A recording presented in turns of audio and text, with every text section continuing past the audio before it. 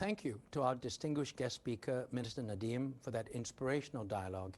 And also thank you, Professor Kwon, for moderating the session. I am now empowered by Minister Nadeem to be able to tell my grandchildren that they don't need to listen to their parents for career advice. Ladies and gentlemen, we've finally come to the end of this year's Singapore Summit. When we entered 2020 9 months ago, it was to the start of a new decade. The last time I had even thought about such an idea was 20 years ago, except then it was to the start of a new millennium. Most of you probably remember what you were doing on New Year's Eve in 1999. As the just appointed chairman of Singapore's electricity company, I was fretting with my colleagues in our ops room, waiting to see if the countdown would trigger the infamous Y2K bug. This was the global fear that most hardware programmed only up to the year 2000 would stop functioning then and lead to a system-wide power failure in Singapore and indeed power outages and computer glitches around the world. As we know, it never happened. The Y2K bug was a known unknown, so to speak, and every conceivable preparation had been made to make the unknown known. Some of you may remember former US Defense Secretary Donald Rumsfeld's famous division of risks into three categories: known knowns, known unknowns, and unknown unknowns. Entering 2020, I had thought the new decade would be much more predictable, dealing, as it were, with a known risk, the worsening China-US relationship. Dangers lurked ahead, but the broad risk parameters were relatively clear. Instead, what hit us from out of the blue was an unknown unknown, or black swan, as more recent business jargon has it. However, the tragic irony, which has cost thousands of unnecessary deaths, is that a powerful infectious viral epidemic was actually a known, an event long predicted by scientists and for which policymakers and health authorities had long prepared. However, in the event, the countries that had been touted as the best prepared failed miserably in their calling with tragic consequences. The general failure of the West and the general success of East Asia in containing and controlling COVID-19 may well be a turning point in the global recognition of the end of Western civilizational exceptionalism.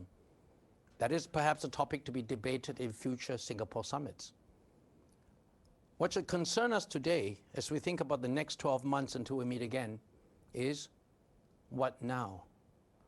As nations politic in blame-mongering, the pandemic continues.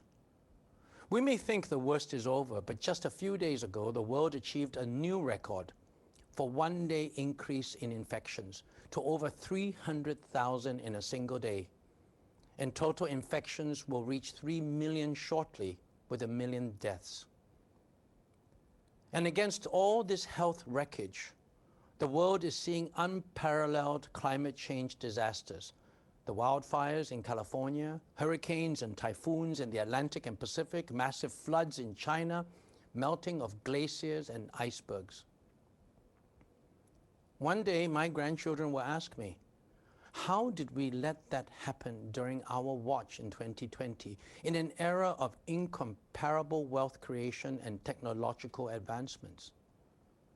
How do we explain that the idea of a globally coordinated effort to battle the virus, so obvious in its simplicity, became in fact a notion so impossible that everyone except the most naive have long abandoned the hope?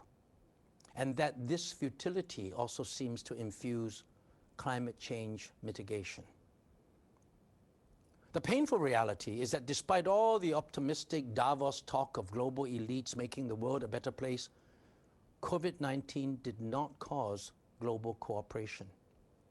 Instead, every nation adopted an each on its own dog-in-the-manger approach both to pandemic control as well as its even more problematic aftermath.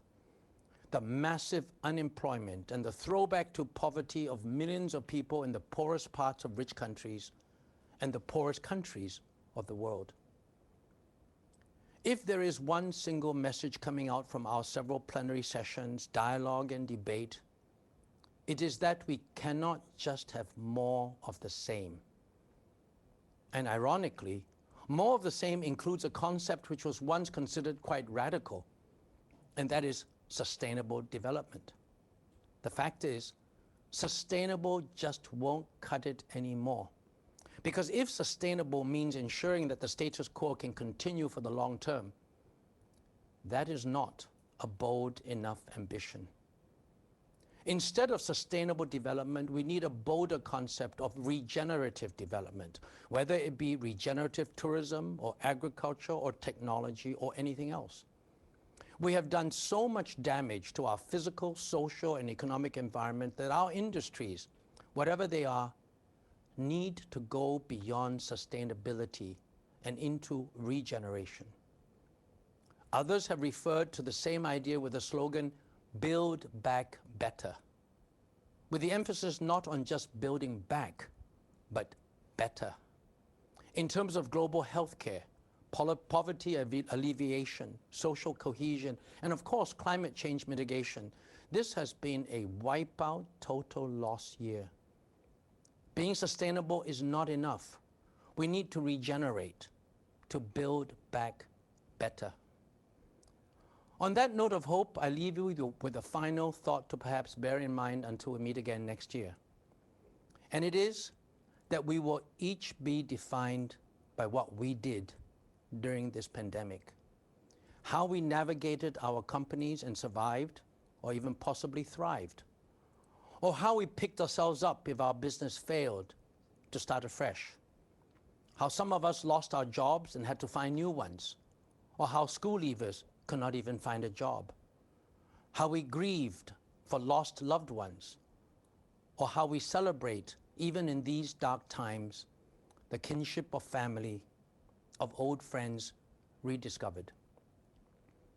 I leave you tonight with this quote from Charles Dickens, written over 150 years ago. And it goes, "It was the best of times. It was the worst of times. It was a season of light. It was a season of darkness. It was a spring of hope. It was a winter of despair." I'm sure that all of you have, in this most difficult time, rekindled relationships, rediscovered yourselves, and resolved to emerge from this crisis a better person. With that, on behalf of the Singapore Economic Development Board, the Monetary Authority of Singapore, GIC, and Temasek, we thank you once again for joining us. We look forward to seeing you at the next Singapore Summit, to shake hands, to share a joke, to revel in old or new friendships. Until then, stay strong, stay safe, and stay well. Thank you all, and hope to see you again next year. Thank you.